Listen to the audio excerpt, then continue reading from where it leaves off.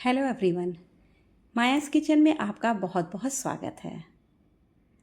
आज मैं आपके लिए फिर से एक शरबत की रेसिपी लेकर के आई हूँ। ये सौंफ का शरबत है।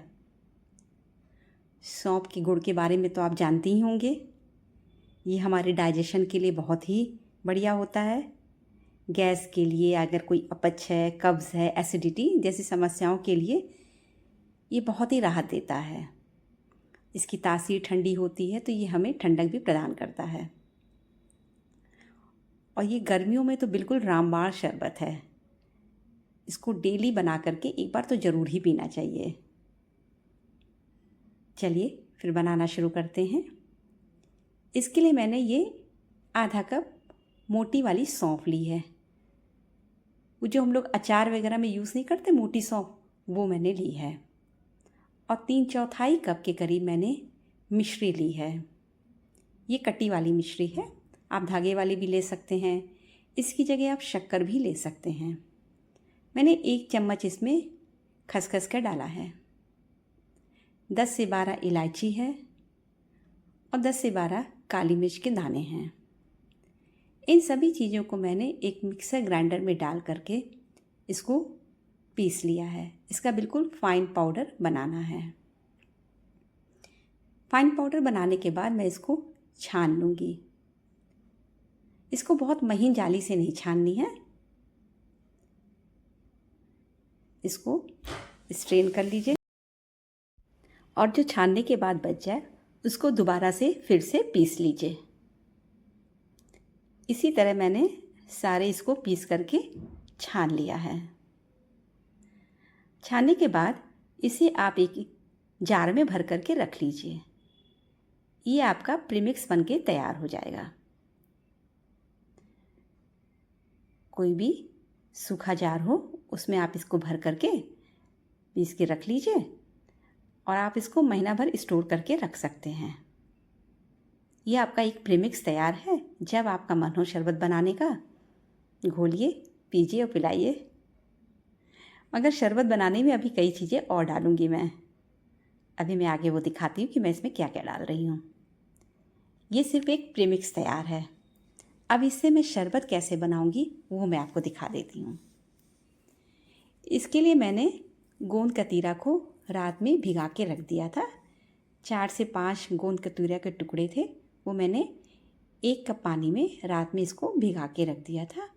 सुबह ये बिल्कुल एक जेली जैसे होती उस फॉर्म में आ गई, आइस क्रिस्टल की तरह बिल्कुल तैयार हो के आ गई थी। अब मैं 1 चम्मच के करीब सब्जा सीड, जिसे बेसिल सीड भी कहते हैं, तुकमलंगा भी कहते हैं, उसको मैं आधे कप पानी में भिगा के रख रही हूँ। ये 15 से 20 मिनट में फूल जाएगी। आप गोंद कतीरा और तुकमलंगा के बारे में तो जानते ही होंगे, ये कितने ही फ़ायदेमंद हैं। इसके बारे में क्या ही बात करना। चलिए आगे देखते हैं क्या करना है। ये 2 चीज़ें हमारी तैयार हो गई। प्रीमिक्स बिल्कुल तैयार है। अब सर्व करते हैं। सर्व करने के लिए मैंने ग्लासेस ले लिए। आप इसको अब जग में भी बना सकते हैं। मैं ये 2 ग्लास में बना रही हूँ। सबसे पहले मैं कुछ आइस क्यूब्स के ग्लास में डाल दूँगी। उसी में मैं कुछ पुदीने के पत्ते तोड़ के डाल रही हूँ। ये जो मैंने प्रीमिक्स बनाया है इसका मैं 1 टेबलस्पून डाल रही हूँ। ये मेरा खाने वाला चम्मच है, इसलिए मैं इससे 2 चम्मच के करीब डाल रही हूँ। फिर मैं इसमें गोंद कतीरा डालूँगी 1 से 1.5 चम्मच। सब्जा सीड जो मैंने, बेसिल सीड जो मैंने भिगा के रखा था, देखिए कितना बढ़िया फूल गया, ये भी मैं इसमें डाल दे रही हूँ। ये आप अपने स्वाद के अनुसार, इच्छा अनुसार डाल सकते हैं, कम ज़्यादा जो आपके ऊपर है। ये मैं इसमें डाल रही हूँ। कुछ पुदीना के पत्ते मैं तोड़ के डाल रही हूँ।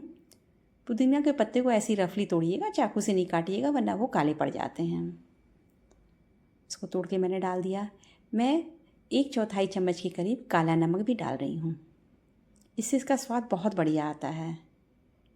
काला नमक मैं प्रीमिक्स बनाते समय भी डाल सकती थी, मगर मैंने तब नहीं डाला था क्योंकि मैं इसको व्रत में भी यूज़ करती हूँ, तो मैंने इस समय नहीं डाला था।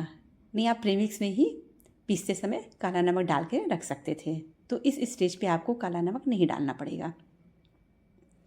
इसे मैंने 1/4 चम्मच के करीब काला नमक डाला है और आधा नींबू का रस एक गिलास में डाल रही हूँ, दूसरे में आधा नींबू का रस डाल रही हूँ।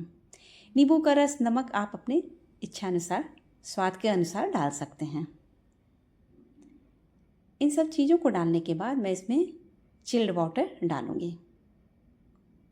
पानी डाल करके खूब अच्छे से इसको चला लीजिए। आपका शरबत बनके बिल्कुल तैयार है। यकीन मानिए, ये शरबत बहुत ही टेस्टी होता है और फ़ायदेमंद तो है ही है।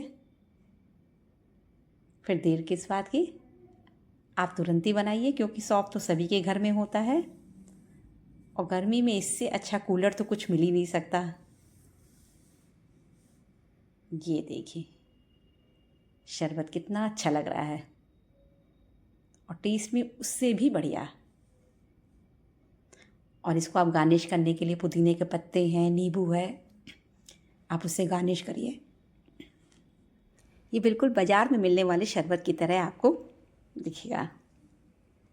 फिर बाज़ार के शरबत को छोड़िए और घर में ही बना करके एंजॉय करिए। अगर आपको हमारी रेसिपी अच्छी लगती है तो प्लीज़ मेरे चैनल को सब्सक्राइब करिए, लाइक करिए और शेयर का बटन ज़रूर दबाइए। और हाँ, कमेंट्स करना मत भूलिएगा। और आपको कौन कौन सी रेसिपी देखनी है ये भी ज़रूर बताइएगा। मैं आपके लिए इसी तरह अच्छी रेसिपी लाती रहूँगी। अगली रेसिपी तक के लिए बाय बाय।